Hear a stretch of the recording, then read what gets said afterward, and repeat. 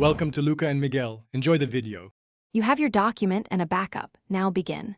Open Find Control plus F, then choose Advanced Find to access match case, whole word, and wildcards. Once done, set the scope, document, selection, or specific styles, because searching broadly can produce false positives. Make sure to enable whole word to avoid partial matches.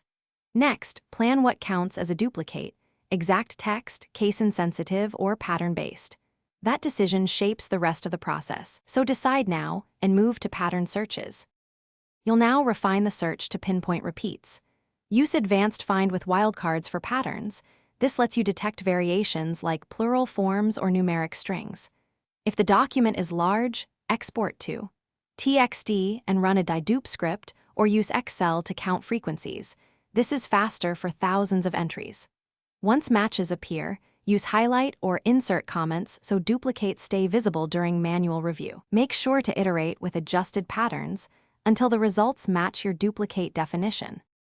You're at resolution. Take action on marked duplicates. Choose Delete, Merge Content, or Annotate with comments. Explain why you kept or removed items. If replacing, use Replace with Preview and run stepwise to avoid accidental changes. After edits, run the same searches again to verify no duplicates remain. This double check closes gaps.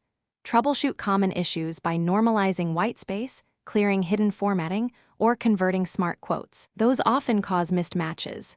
If problems persist, export and run a frequency check externally.